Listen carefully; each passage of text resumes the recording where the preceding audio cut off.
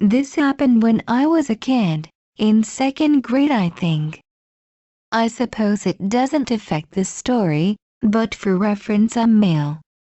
My best friend from school at the time, Ted, lived pretty far from me, but it was a private establishment so there were a lot of kids spread out around the surrounding counties. Ted and I would hang out on a pretty regular basis outside school, usually at least twice a month or so, with us generally taking turns visiting each other's houses. His parents were divorced so when I would go to his place, it alternated between his mom and dad's house based on who had custody that weekend. This event happened at his dad's house. Ted's dad lived in a pretty decent neighborhood and there were some houses being built there. Some were nearly finished while others were just having the framework laid out. Being young boys, we had a penchant for exploring and playing outside. Naturally, an empty and unfinished house was like the ultimate playground, so we set off one evening around 5 p.m. down the street to venture into the construction house which was pretty much completely finished, minus carpet, doors, paint, etc. It was about an hour until dusk when we arrived at the house and though there was obviously no electricity inside, the remaining sunlight was enough to see around without trouble. Walking through the front door and leaving it open behind us, we arrived in a hallway area with stairs directly in front of us leading down to the basement, one-story house with basement and attic. Before looking around much, we headed straight down to the basement, which only had a very small amount of light coming in from a window towards the back. Nothing really exciting down there worth mentioning until we turned to go back upstairs. Ted noticed that the underside of the stairs, which was hollow, had the insulation torn down from between the wall struts and was lying flat on the floor with the pink stuff facing upwards which allowed entry under the stair set. There were deep footprints on the insulation.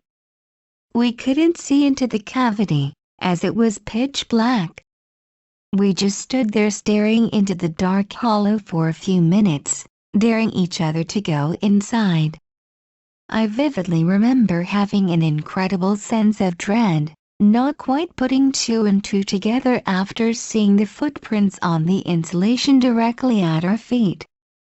After both of us chickening out, we headed back up to the main floor and began searching around a bit. I can't really remember why, but I opened the flue to the chimney and the blueprints to the house fell out.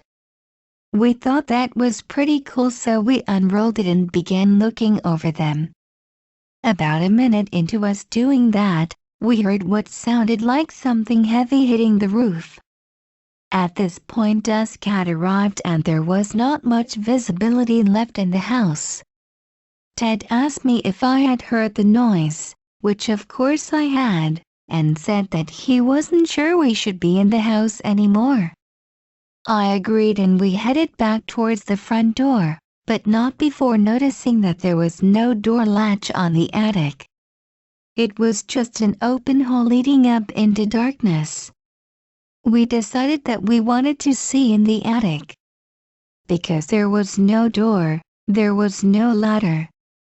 But with plenty of construction supplies lying around, we gathered up a few 5-gallon buckets and stacked them up under the hole.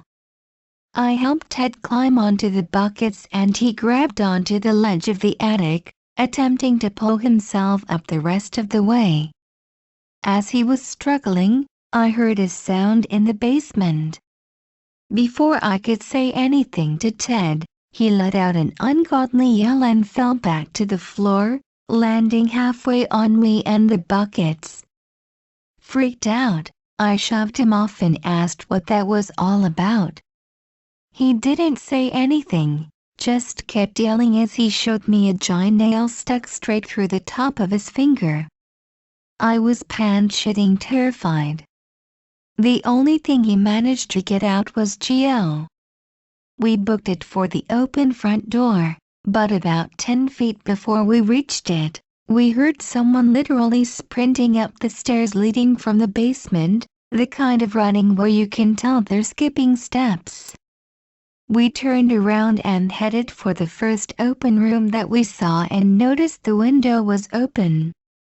We heard something incredibly loud hitting the floor under the attic and knock around the buckets where we had fallen on them. We jumped out the window and ran about 50 feet from the house, and I suppose out of sheer luck a car was passing by on the street. We ran up to the vehicle and told him that my friend had hurt himself in the house, Ted showing him his bleeding finger with nail through it. Just as the driver was asking us what the hell had happened, the front door slammed shut behind us. The driver looked at the house in silence and then back at us, asked us where we lived, and we pointed to Ted's dad's house about 6 or 7 houses down. He told us to go home right away, and we did just that. We told his dad that we were playing behind the house and fell into some construction supplies, not wanting to get in trouble. Strangers in the empty house, let's not meet. Please, subscribe.